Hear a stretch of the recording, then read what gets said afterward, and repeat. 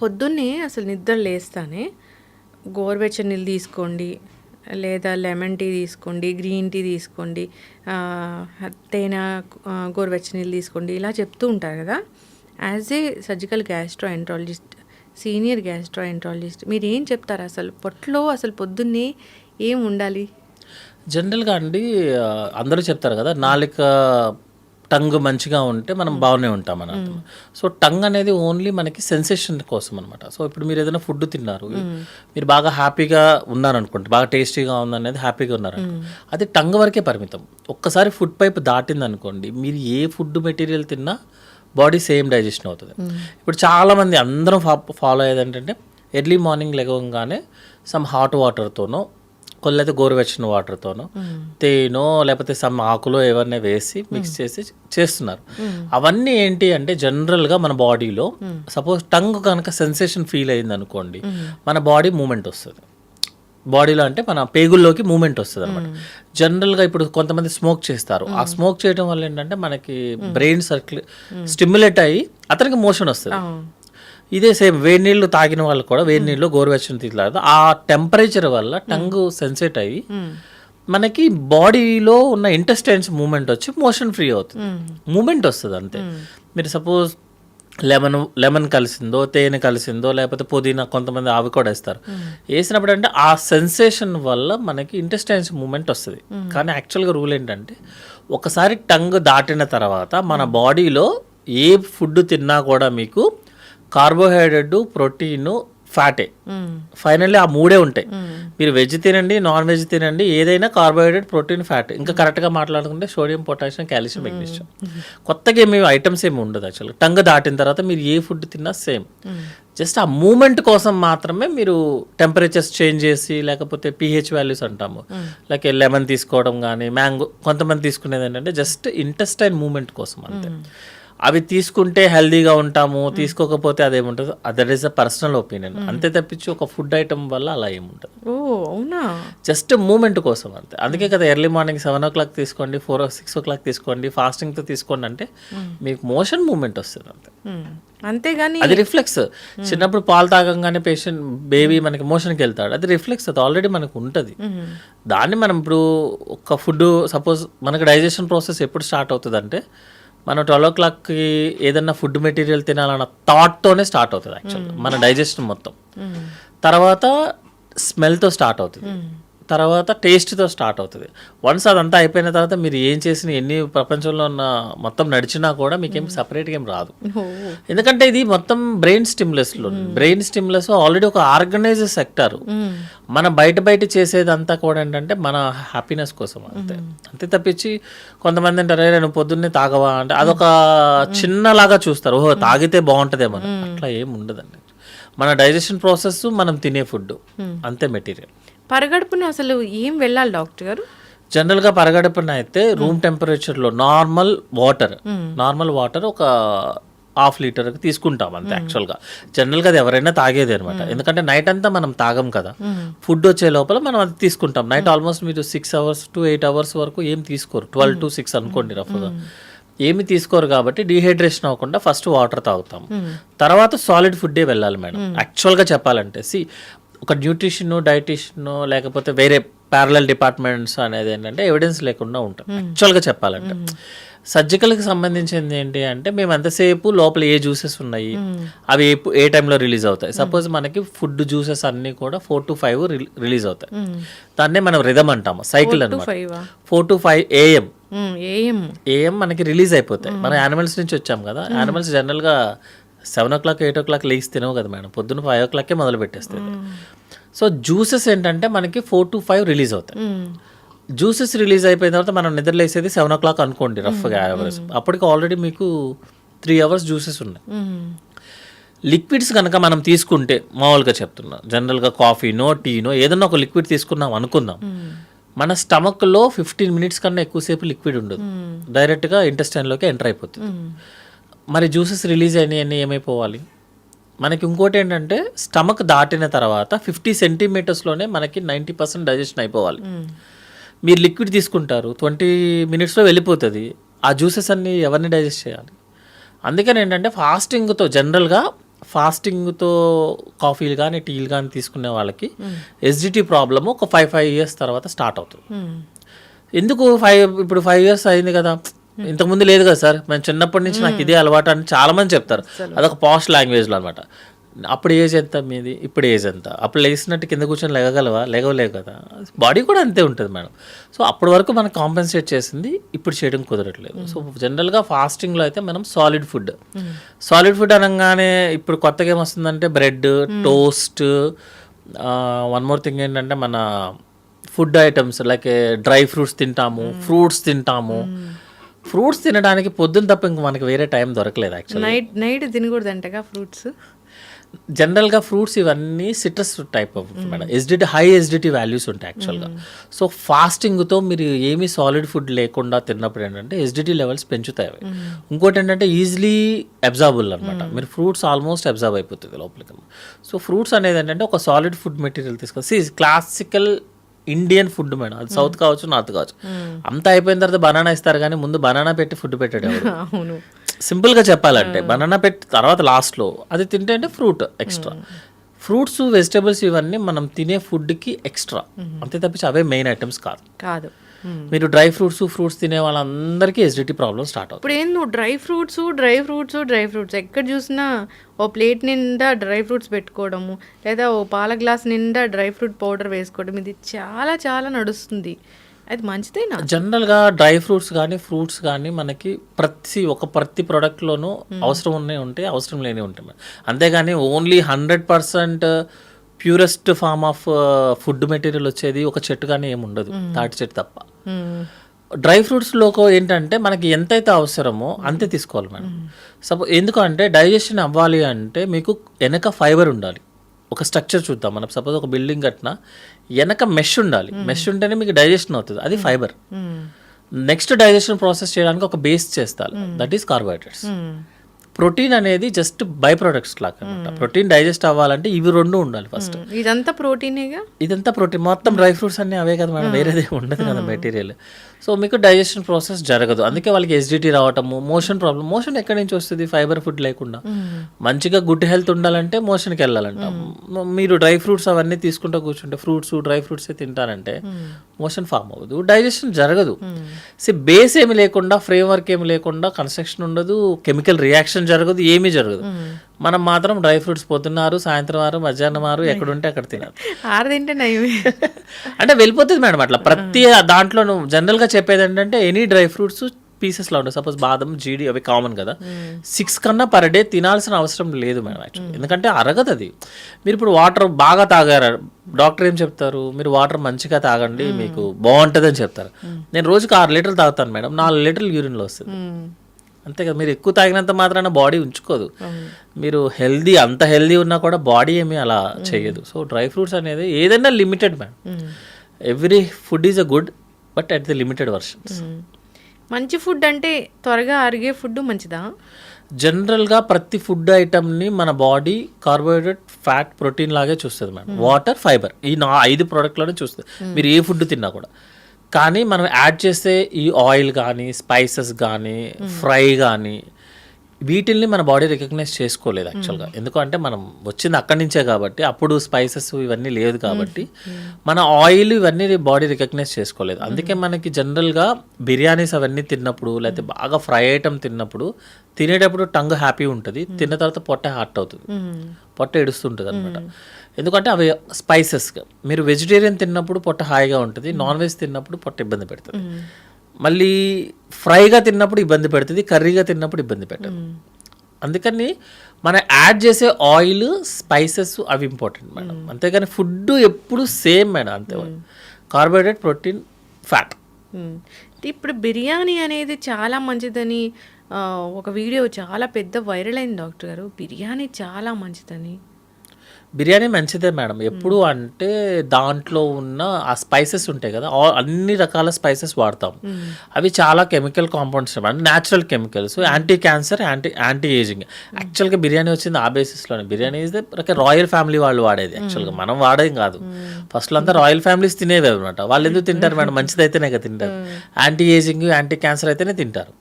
దాంట్లో ఏమైందంటే మనం రైస్ యాడ్ చేసి ఎక్కువ అమౌంట్ ఆఫ్ రైస్ యాడ్ చేసి అది కూడా రైస్ అనేది కూడా ఆల్ పాలిష్డ్ రైసే, ఎందుకంటే it should be like A white colour బ్రైట్గా ఉంటేనే మనం తినగలం. అవును. డబల్ మసాలా యాడ్ చేసి స్పైసెస్ ఇంపార్టెంట్ యాక్చువల్గా అందులో, అవి మంచివి. రైస్ ఎక్కువ అమౌంట్లో రాంగ్, తక్కువ అమౌంట్లో కాదు, ఎక్కువ అమౌంట్లో రాంగ్. మళ్ళీ ఆయిల్, డాల్డా లేనిదే బిర్యానీ టేస్టీగా అవ్వదు, అది పడాల్సిందే. కొంతమంది యానిమల్ ఫ్యాట్ కూడా యూస్ చేస్తారు, అది మనం ఒప్పుకోకపోయినా మోస్ట్ ఫేమస్ బిర్యానీ పాయింట్స్ అన్నీ కూడా యానిమల్ ఫ్యాట్ యాడ్ చేస్తేనే ఆ టేస్ట్ వస్తుంది, అదొక స్టిక్కీగా అట్లా చిక్కిగా. సో ఆ టేస్ట్ కోసం మనం చేసే దానివల్ల బిర్యానీ అనేది డేంజర్ అయిపోయింది. అదే టైంలో మరి ఖాళీగా ఉన్నాం కాబట్టి పక్కన ఒక పెప్సీయో కోకో ఏదో సంథింగ్ ఏదో కోలా డ్రింక్స్ వస్తుంది, that is very high sugars కాబట్టి డ్యామేజ్ అవుతుంది. So biryani as a such is a good, అంటే వారానికి ఒకసారి తింటే మేడం అది ఇంట్లోది. బయటదైతే మాత్రం biryani as a such is the bad. Non veg కూడా అంతేగా డాక్టర్ గారు మీరు చెప్పినట్లు? నాన్ వెజ్ కూడా కర్రీ లాగా ఉన్నప్పుడు మనం ఎక్కువగా స్పైసెస్ వేయకుండా, ఎక్కువ ఆయిల్ యూస్ చేయకుండా యూస్ చేసినప్పుడు non veg is a good madam. లేకపోతే ప్రోటీన్ ఎక్కడి నుంచి వస్తుంది? మనం ప్రోటీన్ రావాలంటే నాన్ వెజ్ తినాల్సిందే కదా, వెజ్తో ప్రోటీన్స్ రావు కదా మేడం, చాలా తక్కువ వస్తుంది కదా. పప్పుతో ఈజీలీ అబ్జార్బుల్ వస్తుంది మేడం, కాకపోతే సరిపోదు యాక్చువల్గా. మీరు రోజు పప్పు తినాల్సి వస్తుంది ఎవ్రీడే, దట్ ఈస్ డైజెషన్ అవ్వదు. డాక్టర్ గారు ఈ కందిపప్పు మంచిది, చాలా తీసుకోండి, మీకు ప్రోటీన్ వస్తుంది, వెజిటేరియన్స్కి మంచి సోర్స్ ఇలా చెప్తారు. కానీ కందిపప్పు తింటే బ్లోటింగ్ వస్తుంది, గ్యాస్ వస్తుంది. జనరల్గా మేడం కొంతమందికి కొన్ని ఫుడ్ ఐటమ్స్ అరగవు యాక్చువల్గా. కొంతమందికి గోంగూర తింటే దురదలు వస్తాయి, చాలా మందికి వస్తుంది యాక్చువల్గా. అందులో కూడా ఇంగ్లీష్ గోంగూర, న్యాచురల్ గోంగూర, అందులో కూడా డిఫరెన్స్ ఉంటుంది. బెండకాయ తింటే కొంతమందికి వస్తుంది, అంటే అది ఫుడ్ ఎలర్జీకి సంబంధించిన మెటీరియల్ మేడం. బట్ ఏంటంటే కొంతమందికి పెసరపప్పు బాగా అడ్జస్ట్ అవుతారు, కొంతమంది కందిపప్పునికి అడ్జస్ట్ అవుతారు. సో ఒక పప్పు అందరికీ యునానిమస్గా కరెక్ట్ అవుతుందని చెప్పలేదు, ఏ ఫుడ్ ఎప్పుడు అవ్వదు. కొంతమందికి అసలు మిల్క్ పట్టుకుంటేనే పరిగెత్తుతారు, వామిటింగ్ సెన్సేషన్. కొంతమందికి మిల్క్ లేదే నిద్ర రాదు. సో అదేంటంటే ఒక ప్రోడక్ట్ని జనరలైజ్ చేయడం అనేది కరెక్ట్ కాదు. బట్ జనరల్గా ఏంటంటే ఈజీలీ డైజెస్టిబుల్ అయితే పెసరపప్పు యాక్చువల్గా. కందిపప్పు అనేది కొంచెం డైజెస్ట్ అవ్వదు, బట్ టేస్టీగా ఉంటుంది కాబట్టి జనరల్గా అందరూ కందిపప్పే యూస్ చేస్తారు.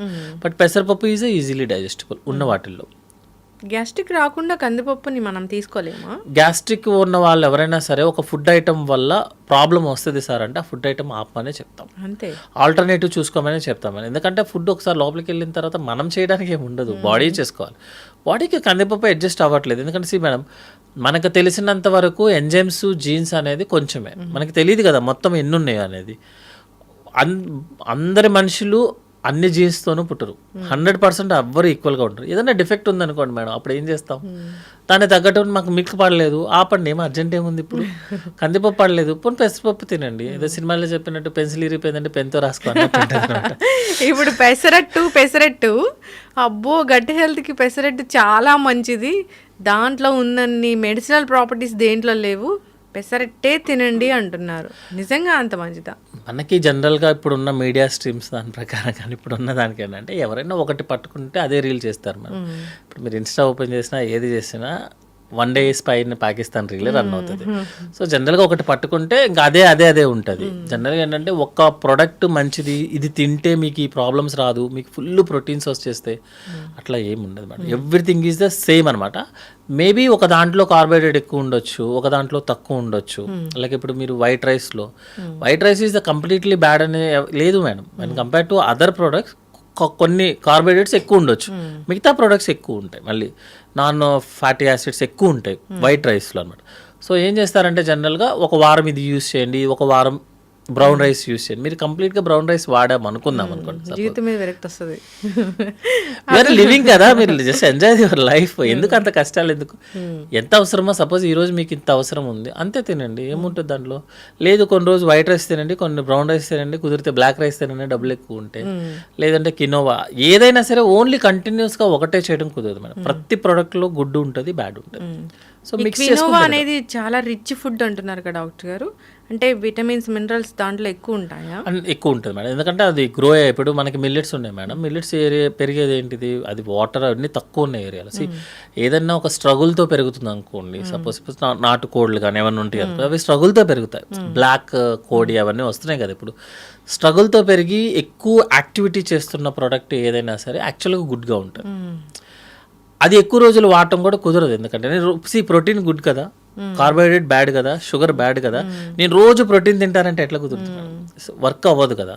సో కొన్ని రోజులు కినోవా తీసుకుంటే, కొన్ని రోజు వైట్ రైస్, కొన్ని రోజులు ఆ వైట్ రైస్ తీసుకుంటే బ్రౌన్ రైస్, బ్లాక్ రైస్, లేకపోతే మిల్లెట్స్, అలా వీక్లీ చేంజ్ చేసుకోవడం అనేది గుడ్ మేడం. లైక్ ఆయిల్ కూడా. Thank you so much doctor గారు. వైట్ రైస్ కూడా మంచిదని చెప్పారు. లేదా మేడం వైట్ రైస్ తింటేనే కరెక్ట్గా చెప్పాలంటే ఒక ఫుడ్ ఐటమ్ వల్ల ఫుడ్ వల్ల పేషెంట్ ఎంత హ్యాపీగా ఫీల్ అవుతాడు అనేది ఒక సర్జరీ చేసుకున్న పేషెంట్ని అడగండి మేడం, మీకు చెప్తాడు.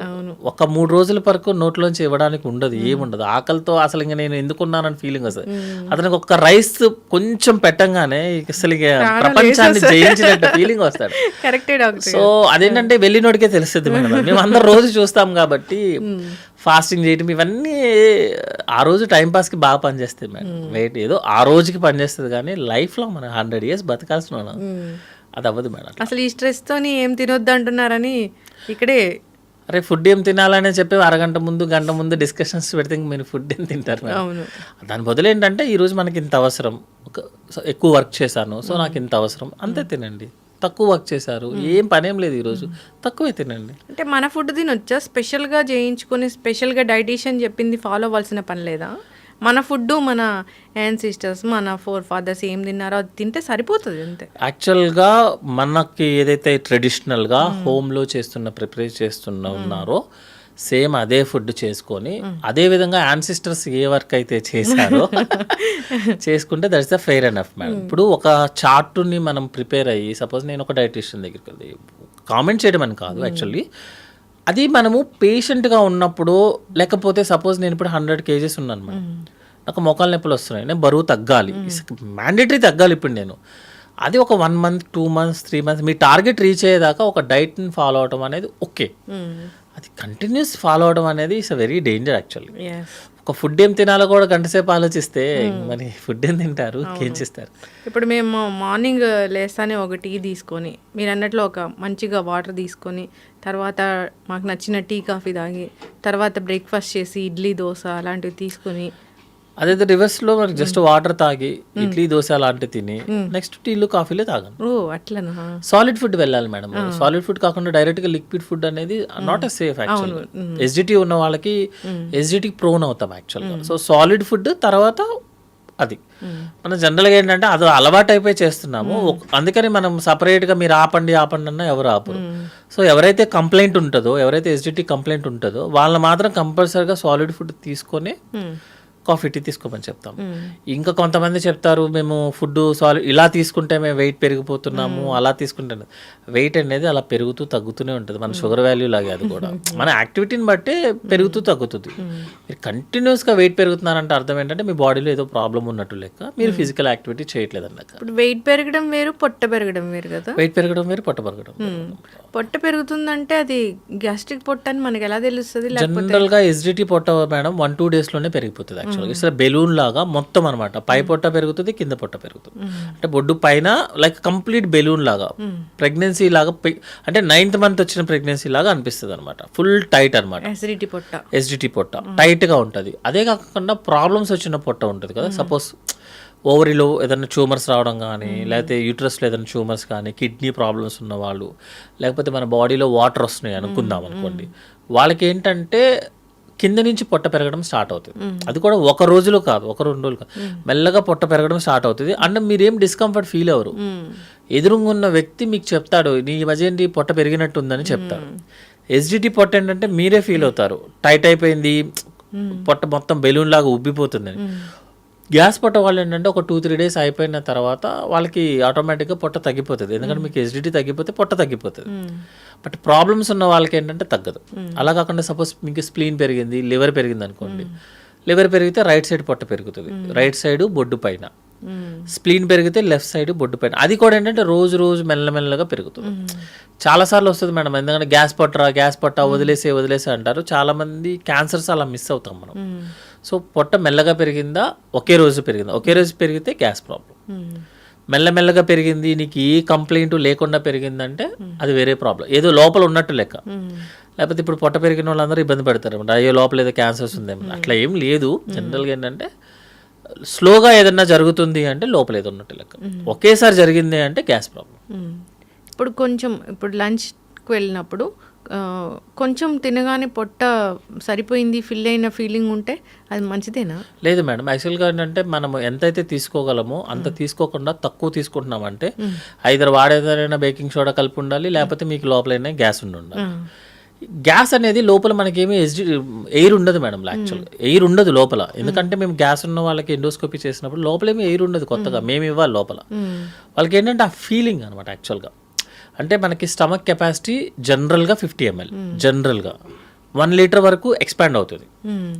సపోజ్ మీరు లోపల ఏదన్నా అల్సర్స్ ఉండి గ్యాస్ ప్రాబ్లం ఉందంటే గ్యాస్ట్రైటిస్ అంటాం. అల్సర్స్ ఏదైనా ఉందనుకోండి, మీరు 100 ml ఇవ్వగానే పొట్ట ఇంకా నాకు చాలు అంటది.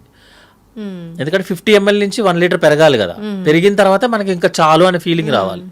లోపల అల్సర్స్ ఉన్న వాళ్ళకి కానీ గ్యాస్ట్రిక్ ప్రాబ్లం ఉన్న వాళ్ళకి ఏంటంటే 100 ml జస్ట్ కొంచెం పెరగంగానే ఇంకా చాలు అనిపిస్తుంది. దాన్నే మనము గ్యాస్ పట్టేసింది లోపల అంటాం. ఎందుకంటే పొట్ట ఎక్స్పాండ్, లోపల ఉన్న స్టమక్ ఎక్స్పాండ్ అవ్వట్లా. సో లాస్ట్ 1 month 2 monthsలో తిన్న అతను ఇప్పుడు తినట్లేదు సడన్గా అంటే ఐదర్ గ్యాస్ ప్రాబ్లం అయినా ఉండాలి, ఆకలి గ్యాస్ అవుతానికి ఆకలి బాగానే ఉంటుంది యాక్చువల్గా.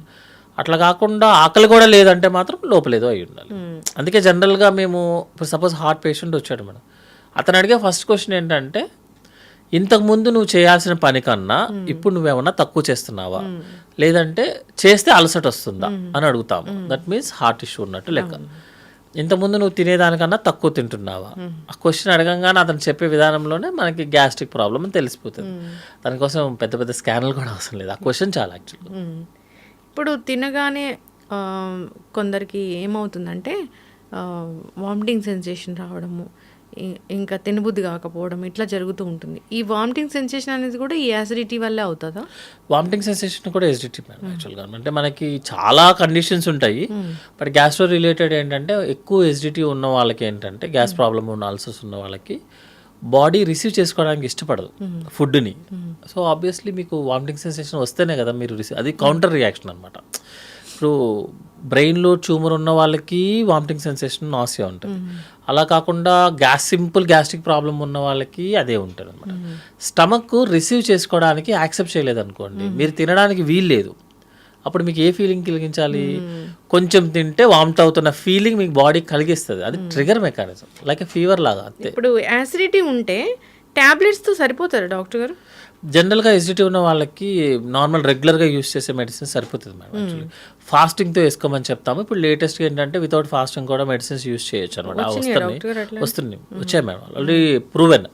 అంటే ఎంటీ స్టమక్ మీద వేసుకున్న టాబ్లెట్ కన్నా బాగానే పనిచేస్తుంది, ఎఫెక్టివ్గా పనిచేస్తుంది అనమాట. బట్ ఏంటంటే అందరికీ వాడలేము ఆ టాబ్లెట్స్. ఈ సింపుల్గా అయిపోయే టాబ్లెట్ని ఎక్కువ మనీ పే చేయించలేం కదా, ఇండియాలో అవన్నీ కుదరవు యాక్చువల్గా. సో ఫాస్టింగ్తో వేసిన టాబ్లెట్ 99% పనిచేస్తే వితౌట్ ఫాస్టింగ్ 100% పనిచేస్తుంది. ఇప్పుడు ఆ పొద్దున్న పరిగడుపున వేసుకునే ఆ టాబ్లెట్ వేసుకుంటే అసలు ఆ లోపల పడిన యాసిడిటీ వల్ల వచ్చిన ర్యాష్ అంతా తగ్గిపోతుందా? 14 daysకి మనం ట్రీట్మెంట్ యూస్ చేస్తే లోపల ఉన్న మొత్తం అల్సర్స్ అన్ని క్లియర్ అయిపోతాయి. ఎందుకంటే ఎసిడిటీ ప్రొడక్షన్ తగ్గిపోతుంది కదా ఆటోమేటిక్గా, తగ్గిపోయినప్పుడు మీకు అల్సర్స్ అన్ని హీల్ అయిపోతాయి. ఎసిడిటీ ప్రొడక్షన్ రావడం అంటే ఏంటి? మేము సరిగ్గా టైంకి తినకపోతే అట్లా వస్తుంది. జనరల్గా మనకి బాడీ డైజెషన్ స్టార్ట్ అవ్వాల్సింది సెలవే మేడం, మనం ఉమ్ము దగ్గర స్టార్ట్ అవుతుంది, ఫుడ్ పైప్లో ఏం జరగదు. స్టమక్లోకి రాగానే మనకి ఏదైతే pH వాల్యూ ఉండాలో 0.8 అది ఉండాలన్నమాట. దట్ ఈజ్ ఎసిడిటీ కాదు, యాసిడ్ ఉండాలి. మీరు కనుక ఓవర్గా డైట్ చేయకుండా స్ట్రెస్ లెవెల్స్ ఎక్కువైపోయి యాంగ్జైటీ ఫీల్ అవుతూ నిద్ర లేదనుకోండి, హార్మోన్స్ లెవెల్స్ పెరుగుతాయి. కౌంటర్ రియాక్షన్ కింద మనకి యాసిడ్ రిలీజ్ అవుతుంది, ఎక్కువ రిలీజ్ అవుతుంది. సో యాసిడ్ ఉండాలి, కానీ ఎక్కువ రిలీజ్ అయితే ప్రాబ్లం వస్తుంది. అందుకే మీరు ఎసిడిటీ టాబ్లెట్స్ ఎక్కువ రోజులు యూజ్ చేయొద్దని చెప్తాం అనమాట. ఎందుకంటే మీరు టాబ్లెట్స్ ఎక్కువ రోజులు వాడుతున్నారు అనుకోండి, అసలు ఉండాల్సిన యాసిడ్ కూడా ఉండదు. యాసిడ్ లోపల స్టమక్లో ఉంటేనే మన ఫుడ్ అరుగుతుంది. అవును, మీరు ఒక 1 మంత్కి రాస్తే సంవత్సరం పాటు కూడా వాడతారు. మరి అది బాగా పనిచేస్తుంది కదా మేడం, కౌంటర్ మెడికేషన్స్ కదా. దాంతో ఒక చిన్న ప్రాబ్లం వస్తుంది మేడం. యాక్చువల్లీ ఎసిడిటీ ఎక్కువ ఉన్నా మీకు ఇబ్బంది, అసలు యాసిడ్ లేకపోయినా ఇబ్బంది. రెండు మనకి ఇండైజెషన్ లాగే ఫీల్ అవుతుంది.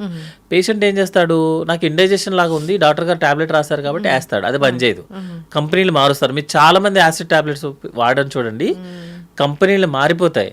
ఒమిప్రోజల్, ప్యాంటాప్రోజల్, ఈసోమప్రోజల్, లాక్సోమప్రోజల్ అన్ని కంపెనీలు మారిపోతుంటాయి. లైక్ మోషన్ సిరప్ మార్చినట్టే మార్చేస్తారు. ఎందుకంటే అది పనిచేయట్లేదు అంత ఫీలింగ్. ప్రాబ్లం ఎక్కడ వస్తుంది అంటే మీరు ఎక్కువ వాడేసి లోపల ఉన్న యాసిడ్ ప్రొడక్షన్ ఆపేస్తున్నారు, దానివల్ల మనకి ఇండైజెషన్ వాడుతుంది.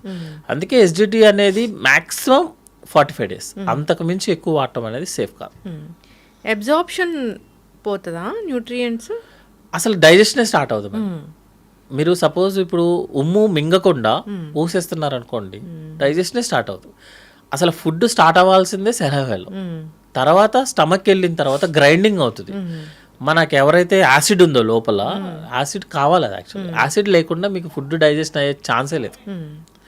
అందుకనే ఈ ఎవరైతే ఫుడ్ ప్రోడక్ట్స్ ఎక్కువ వాడతారో, ఈ టాబ్లెట్స్ ఎక్కువ వాడతారో వాళ్ళకి ఇండైజెషన్ వచ్చేస్తుంది. పుల్లెట్ థెరపీలు వస్తే అన్నం మరగనట్లేనా మనం తీసుకున్నది? పుల్లెట్ థెరపీలు అంటే జనరల్గా ఇండైజెస్ట్ అయిన అంటే డైజెస్ట్ అవ్వన ప్రోడక్ట్ ఇంకా స్టమక్లో మిగిలిపోయింది అనుకోండి మేడం, మనకి మామూలుగా ఏంటంటే ఒక పర్ డే అట్లీస్ట్ ఒక 8 to 10 times తేన్పులు వస్తాయి. ఎందుకంటే ఇప్పుడు మాట్లాడుతున్నప్పుడు గ్యాస్ లోపలికి వెళ్ళిపోతుంది, అంటే ఎయిర్, గ్యాస్ కాదు ఇది ఎయిర్. తింటున్నాము, మింగుతున్నప్పుడు ఎయిర్ లోపలికి వెళ్తుంది, అది బయటికి రావాలి కదా, అదే తేన్పులు యాక్చువల్గా. ఇప్పుడు మీరు బిర్యానీ తింటున్నప్పుడు జనరల్గా అందరికి వస్తుంది స్పైసీ ఫుడ్ అదేంటంటే మనం తినేటప్పుడు మనం మింగేస్తాం చాలా ఎయిర్ని, అది బయటికి తీయడానికి ఒక మెకానిజమే తేన్పులు. సపోజ్ ఆ మెకానిజం కనుక ఎక్కువ అయిందనుకోండి, మీరు ఎక్కువ చేసేసి ఎక్కువ తేన్పులు చేశారనుకోండి, అందులోంచి మన ఫుడ్ పైకి వస్తుంది. పైకి రాగానే మనకి పుణ్యం తేన్పులు రావటము, జనాలకి స్మెల్ రావటము, గొంతు నొప్పి రావటము, అవన్నీ జరుగుతాయి అనమాట. సో తేన్పు అనేది 8 to 10 times ఈజ్ సేఫ్. మరి 8 to 10 times అని చెప్తే ఇప్పుడు మన వాళ్ళందరూ 8 to 10 times లెక్క కడతారు. అలా కాదు, మినిమం తేన్పులు చేయడం అనేది సేఫ్ అవుతుంది కూడా. ఇప్పుడు నేను మాట్లాడుతున్నప్పుడు చాలా ఎయిర్ లోపలికి వెళ్తుంది, అది నేను తీయాలి కదా తర్వాత, అది ఆటోమేటిక్గా వస్తుంది. ఎక్కువ అయితేనే ప్రాబ్లం. డాక్టర్ గారు, ఇప్పుడు ఎప్పటి నుంచో ఉందే ఇది, వాటరు ఫుడ్ తీసుకునే 1/2 hour ముందు వాటర్ తాగండి, ఫుడ్ తింటూ వాటర్ తాగొద్దు అంటారు కదా, తాగాలి అనిపిస్తుంది కదా డాక్టర్ గారు? మేడం అది ఎట్లా ఉంటుంది అంటే, మీరు ఫుడ్ తక్కువ తినాలి అంటే ఆ 15 నిమిషాల ముందు వాటర్ తాగండి, మీరు ఫుడ్ తక్కువ తింటారంటారు. ఫుడ్ ఎక్కువ తినాలంటే తినొద్దు అని చెప్తారు, మిక్స్ చేయమని చెప్తారు, ఫుడ్ తినేసిన గంట తర్వాత తినమని చెప్తారు. మీ stomach capacity is 1 liter, full capacity. నార్మల్గా ఉండే 50 ml, మీ ఫుల్ కెపాసిటీ 1 liter. మీరు ఫుడ్ తిన్నా, food with water, without water ఏం చేసినా స్టమక్ 1 liter వరకు మంచిగా తీసుకుంటుంది. మీరు వాటర్ తీసుకున్న వాటర్ 15 minutesలో కిందకి వెళ్ళిపోతుంది, అంటే ఇంటెస్టైన్లోకి వెళ్ళిపోతుంది. మీ ఏదైతే సాలిడ్ ఫుడ్ తిన్నారో ఆ ఫుడ్ 4 to 5 hours స్టమక్లోనే ఉంటుంది. మీకు తెలిసిన తెలివితేటలు మన బాడీకి తెలియదు, అందుకని మీరు ఏం తీసుకున్నా దాని మెకానిజంలో అది వెళ్ళిపోతుంది మేడం. మీరు వాటర్ ఎప్పుడైనా తాగండి. 4-5 గంటలు సాలిడ్ ఫుడ్ స్టమక్ లో ఉంటుంది మేడం, 4-5 గంటలు వాటర్ లేకుండా మీరు ఎలా ఉంటుంది? ఇవన్నీ ఏంటంటే ఇట్స్ అ పర్సనల్ ఎక్స్పీరియన్సెస్ అనమాట. జస్ట్ ఆ రోజుల్లో మా తాతగారు అలా చేసేవాళ్ళు అని కంటిన్యూ అవుతుంది, దానికి ఎవిడెన్స్ ఉండదు మేడం. ఓహో, ఇలా చేస్తే అసలు ఫుడ్ అరగదేమో. దానికి 15 minutesలో మీరు ఏ ఫుడ్ తీసుకోండి, ఈవెన్ ఆల్కహాల్ తీసుకున్నా సరే 15 minutes తర్వాత స్టమక్ నుంచి ఇంటెస్టైన్లోకి వెళ్ళాల్సింది. అది మెకానిజమే దానికి క్రియేట్ అయింది. మీరు దాన్ని మిక్స్ చేస్తే డేంజరు, మిక్స్ చేయకపోతే డేంజరు, అదేం ఉండదు. డాక్టర్ గారు, ఇంకొకటి ఏంటంటే ఎక్కిళ్ళు, అంటే జనరల్గా పొట్ట పెద్దదిగా అవుతుంటే ఎక్కిళ్ళు వస్తాయా? ఎక్కిళ్ళకి ఎందుకు వస్తాయా అని చెప్పేంటంటే, భయపడితే ఎక్కిళ్ళ దగ్గర నుంచి క్యాన్సర్ వస్తే ఎక్కిళ్ళ వరకు అట్లీస్ట్ టెక్స్ట్ బుక్ ప్రకారమే 150 reasons ఉంటాయి మేడం. సో ఎక్కిళ్ళు ఎందుకు వస్తాయంటే, మనకి చెస్ట్ వాళ్ళకి అబ్డామిన్కి మధ్యలో ఒక లేయర్ ఉంటుంది, దాన్ని డయాఫ్రమ్ అంటారు. దానికి ఒక నర్వ్ ఉంటుంది, ఆ నర్వ్ కనుక, ఆ డయాఫ్రమ్ కనుక ఇరిటేట్ అయితే ఎక్కిళ్ళు వస్తాయి. అది ఎట్లయినా సరే, బికాజ్ ఆ నర్వ్ ఉంది కాబట్టి మీకు భయం వేసినా లేకపోతే టెన్షన్ వచ్చినా కూడా కొంతమందికి ఎక్కిళ్ళు వస్తాయి. సడన్గా ఎవరినైనా చూసినా, అతను భయపడే వ్యక్తిని చూసారనుకోండి ఎక్కిళ్ళు వచ్చేస్తాయి, ఎందుకంటే ఆ నర్వ్ స్టిమ్యులేట్ అవుతుంది. జనరల్గా ఎక్కిళ్ళు రావడానికి రీజన్ ఏంటంటే గ్యాస్ ప్రాబ్లం. ఎందుకంటే మనకి స్టమక్ ఉండే ఏరియా కరెక్ట్గా ఆ డయాఫ్రమ్ దగ్గర ఉంటుంది. స్టమక్ బాగా ఉబ్బింది అనుకోండి, లోపల స్టమక్, బయట స్టమక్ కాదు, లోపల స్టమక్ ఉబ్బింది అనుకోండి, ఆ డయాఫ్రమ్ వాల్ ఇరిటేట్ అవుతుంది. ఇరిటేట్ అవగానే మనకి ఎక్కిళ్ళు స్టార్ట్ అవుతాయి. అందుకని వాటర్ ఎక్కువ తాగు అంటే మీనింగ్ ఏంటంటే లోపల ఉన్న ఎసిడిటీని ఏమన్నా తగ్గించడం కుదురుద్దని. మీరు ఎన్ని వాటర్ తాగినా ఎక్కిళ్ళు తగ్గే టైంలోనే తగ్గుతాయి. అవును, తగ్గే టైంలోనే తగ్గుతాయి. కొంతమంది ఏంటంటే చాలా ఎక్కువ ఎక్కిళ్ళు వచ్చినప్పుడు మేము ఎస్డిటి ట్రీట్మెంట్ అంటే ఇస్తాము, గ్యాస్ టాబ్లెట్స్, నెక్స్ట్ ఏంటంటే సిరప్ ఇచ్చి ఆ యాసిడ్ లెవెల్స్ని తగ్గిస్తాం అన్నమాట. అప్పుడు లోపల ఉన్న స్టమక్ తగ్గిపోయి ఎక్కిళ్ళు ఆగుతాయి. కొంతమందికి టాబ్లెట్స్ కూడా పెడతామండి, ఎందుకంటే రెస్పిరేషన్ అది నరుని స్టిమ్యులేషన్స్ తగ్గించడానికి టాబ్లెట్స్ ఇస్తాము. కొన్నిసార్లు ఏమవుతుందంటే ఆ ఏరియాలో ఏదన్నా వేరే ప్రాబ్లమ్స్ అనమాట, లైక్ వాటర్ ఎక్కువ ఉండటం వల్ల, ఇన్ఫెక్షన్ ఎక్కువ ఉండటం వల్ల కూడా ఎక్కిళ్ళు వస్తాయి. సో ఎక్కిళ్ళు అనేది భయపడుతున్న దగ్గర నుంచి క్యాన్సర్ వరకు ఏ కారణం వల్ల జరగచ్చు. కామన్ మాత్రం గ్యాస్ ప్రాబ్లం. కొంతమందికి అయితే మీరు బిలీవ్ చేయరు, 1 వీక్ వరకు కూడా ఎక్కిళ్ళు ఉంటాయి. మీరు ఈ ప్రపంచంలో అన్ని టెస్ట్లు, అన్ని మెడిసిన్స్ యూస్ చేసినా తగ్గు. వన్ ఫైన్ మార్నింగ్ ఏదో కరెంట్ షాక్ కట్టినట్టు తగ్గిపోతుంది. అదేంటంటే జనరల్గా ఎక్సర్సైజ్ కూడా చేయమని చెప్తాం మేడం, వాల్యూసాలో మ్యానోవర్ అని చెప్తారనమాట. సో ఇప్పుడు మీకు ఏమైంది, ఆ ఏదైతే లేయర్ ఉందో, డయాఫ్రైమ్ ఉందో, అది ఇరిటేట్ అవ్వడం వల్ల వచ్చింది కదా. సో దానికి ఎక్సర్సైజ్ అనమాట. ఏంటంటే ముక్కు నోరు మూసుకొని గట్టిగా బ్లో చేయాలి. చేస్తే ఏంటంటే ఆ వాల్ కింద పడి మనకి ఎక్కిళ్ళు తగ్గుతాయి. అది మెకానిజం కొన్ని చాలా ఉంటాయి, బట్ అది ఎందుకు వస్తుందో తెలియదు, ఎందుకు పోతుందో తెలియదు. సో భయపడాల్సిన పని అయితే లేదు, వెక్కిళ్ళకి భయపడాల్సిన అవసరం లేదు madam. But it's very irritating problem యాక్చువల్గా. ఎందుకంటే వెక్కిళ్ళు వస్తూ ఉంటాయి, మనోడు గ్యాస్ తీసేసుకుంటాడు, లోపలికి ఎయిర్ లోపలికి వెళ్ళిపోతూ ఉంటుంది, దానివల్ల మళ్ళీ పొట్ట ఉబ్బుతుంది, మళ్ళీ వెక్కిళ్ళు వస్తాయి. అది కొంచెం నీళ్ళు బాగానే తాగుతాము. జనరల్గా కొంచెం కోల్డ్ వాటరు, ఐస్ క్రీమ్ ఎక్కువ తీసుకున్నప్పుడు వెక్కిళ్ళు కొంచెం తగ్గుతాయి. కానీ ఎందుకు వస్తాయో తెలియనప్పుడు ఏది వాడితే తగ్గుద్ది అనేది చెప్పడం కూడా రాంగ్ యాక్చువల్గా. జనరల్గా ఎసిడిటీ ట్రీట్మెంట్ ఇస్తే తగ్గుతాయి యాక్చువల్గా. ఈ గట్ హెల్త్ పాడు చేయడానికి మెయిన్ కారణం ఫుడ్స్ ఇవి కాదు. అయితే ఫుడ్ మెటీరియల్ కాదు మేడం యాక్చువల్గా, అంటే వెజ్ కాదు, నాన్ వెజ్ కాదు, ఫుడ్ మెటీరియల్ కాదు. ఫుడ్లో వాడే ఎక్స్ట్రా ఐటమ్స్, సాల్ట్, పెప్పర్, తర్వాత ఏంటంటే ఆయిల్, ఇవే మెయిన్. అదే టైంలో స్ట్రెస్, స్లీప్ లేకపోవడం.